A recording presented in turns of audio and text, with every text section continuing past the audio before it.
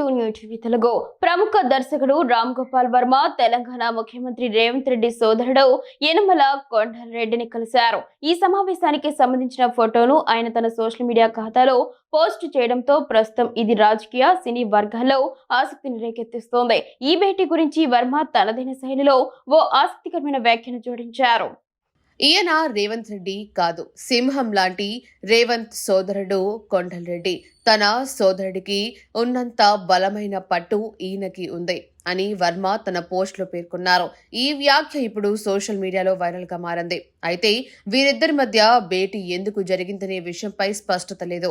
ఇది కేవలం మర్యాదపూర్వక సమావేశమా లేక దీని వెనుక ఏదైనా ఇతర కారణం ఉందా అనే దానిపై ఊహాగానాలు మొదలయ్యాయి.